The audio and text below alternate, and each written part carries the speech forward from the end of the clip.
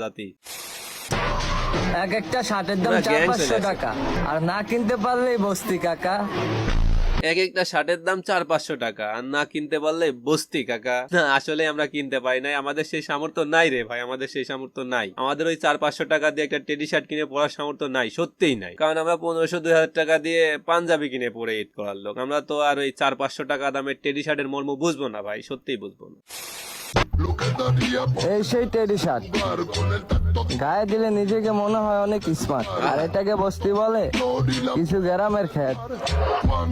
তার মানে teddy shirt পরলেই তাকে স্মার্ট লাগে, কিন্তু আমি তো টেডি শার্ট পরি না। তার মানে কি আমি জীবন যুদ্ধে আরো এক ধাপ পিছিয়ে গেলাম? তার মানে কি আমি স্মার্ট না? না, তার মানে সত্যি আমরা স্মার্ট না, যারা মানে আমরা যারা টেডি শার্ট পরি না বা টেডি শার্ট কিনতে পারি না এই যে সামর্থ্য, মানে 400-500 টাকা না থাকার কারণে, তারা কি সত্যি স্মার্ট না আসলে গ্রামের খ্যাত?